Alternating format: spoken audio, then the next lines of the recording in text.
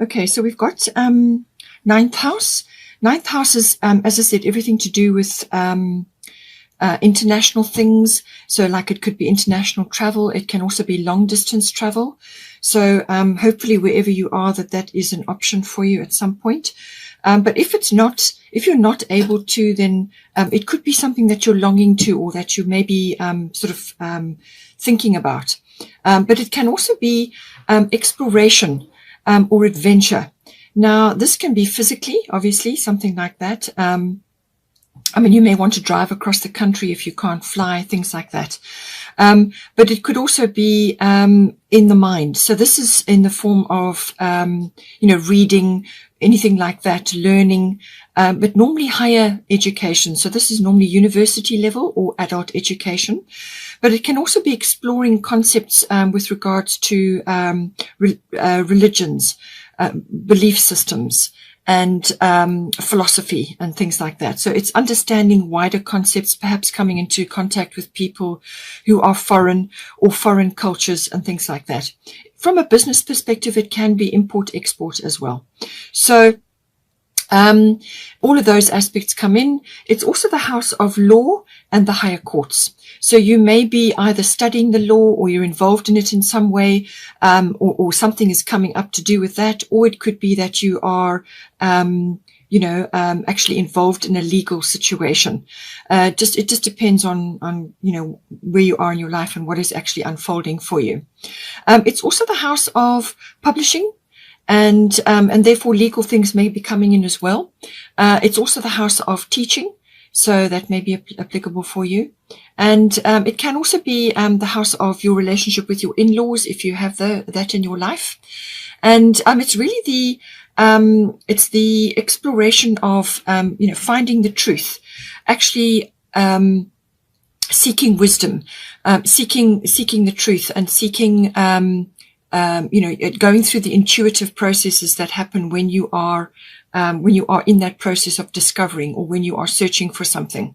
So as I said, through religion or philosophy, it's searching for an understanding, a deeper understanding of things. So all of that comes in, and it really is, it's your intuitive processes, what you go through. It can involve prophecy as well. And, it's discovering, your depth of belief, and in yourself and also in others, and how you see that unfolding for you. Now we've got, Virgo, I analyze here. So this is a card of detail. All right. So that may be important for you, in this, situation. So it could be that you are in a legal thing and you're needing to examine details in some way. But it could also be to do with writing and publishing. That does come under Virgo as well. And that is the ninth house. It can also be like sifting and sorting things, actually, analyzing things, and coming to some sort of decision, or weighing up the pros and cons, and going through the processes of working things out. Is it suiting you? Isn't it suiting you? Or to do with something in the ninth house. And obviously, if it's learning, then it's understanding that on a deeper level, and working through perhaps a lot of in-depth knowledge. Or legally, it could be just really examining details and going down to a smaller level. But it can also be to do with your sort of understanding of things. Now, this can be, as I said, on a sort of a constructive advisory level. So that may be applicable for you. But it can also be just, you may be coming in to assist either yourself or somebody else with sifting and sorting through things, analyzing data, and coming to a conclusion, or to help them make a decision, or help yourself make a decision. Now, it can also be about decluttering.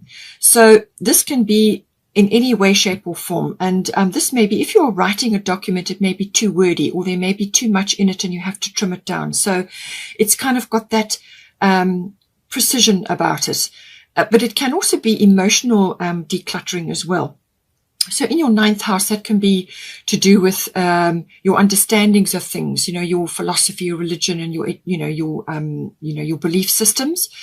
From an education point of view, that can be about coming to an understanding of things and sifting out of your documents what is the most important to you and what is the most important from an understanding point of view. But it can also, with the that sifting and critical understanding and sifting and sorting and analyzing, you can go too much the other way, and that slips over into nitpicking or very critical expression. So that may be work against you in some ways. In some ways, obviously, it can be very helpful, but it can also go the other way, and it could be a little bit difficult for, if you're trying to move something forward and you're being overly critical about it, sometimes it can actually block things quite seriously. So just take it as it resonates for you. And the other aspect of this is worry.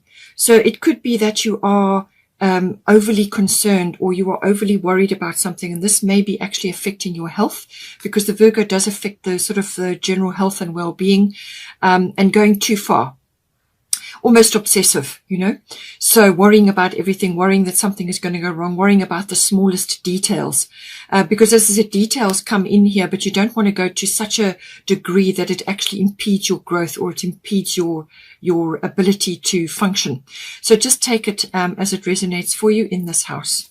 But certainly some level of detail is required here. And also decluttering. Now, with Diana, focused intention, keep your unwavering thoughts, feelings, and actions focused on your target, and you will make your mark. All right.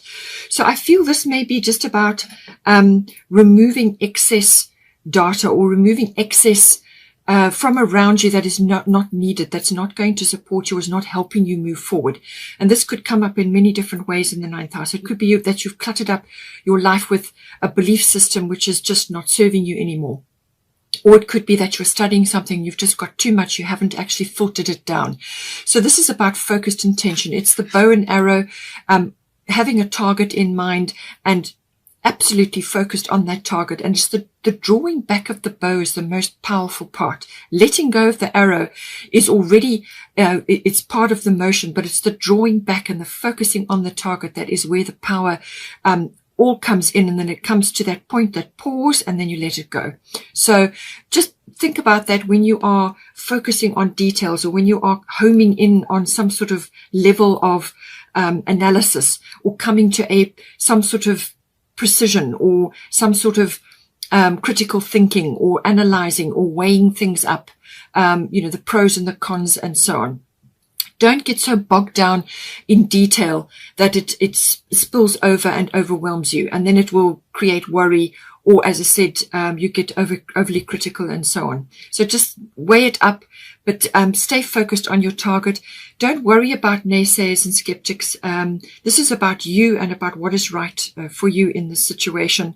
And have a target in mind. Have a set path, a specific way that you want to go, and then use your critical thinking to actually help you to weed out what is not helpful for you, and what is not going to assist you, what is not supporting you at this time. We've got here 6th house. So this is the house of work, workplace, and work colleagues. It can also be mastery of your craft. So this may very well come into the 9th house, where you are dealing with some sort of craft, whatever it may be, and actually honing that down. So this is also about health, diet, well-being, and your lifestyle. And all of those go hand in hand. So these are your daily routines around that. It can also be about your pets as well, if you have pets that may be popping in. But really, it's about balancing all of that, looking after your health and your diet and your well-being, and making sure your lifestyle supports the way you want to live your life. Okay, so if you are somebody who travels a lot, or who actually does spend a lot of time moving around, then your health and your diet and your well-being and your lifestyle needs to support that. You need to be observing that and eating well and looking after yourself, sleeping well, and so on, to support your body through all those changes. Or it could be that you are working hard and you've got a lot on your plate, and you're now trying to sift and sort and get things sorted out. So just take it as it resonates for you in this, but it's your daily routines, very much focused here on what you're doing, and mastery of that, and doing the very best you can to support yourself as you move forward. So now at the top here, you've got on a leap of faith. Take a risk and put your heart's true desire into action. And then at the bottom here, you've got Moon Soul. So whatever it is that's coming up for you in the 6th house, there's something that you want to initiate, something that you want to do. And this is very much about possibly rearranging your daily routines, whether it's work related. I mean, you may not go to a workplace then it's how how you are mastering your craft, wherever it is that you work from or whatever it is that you do. So there may be some sort of leap of faith which is required as regards to which direction you need to go, or how you're going to actually adjust your routines to make this leap of faith, this change of direction actually work for you. You want this to work for you. And so this is going to require some thought, but there's going to be something that's going to require some element of risk for you. And this is something that you need to do, something that you really need to follow up on, and change something about what it is that you're doing on a daily basis.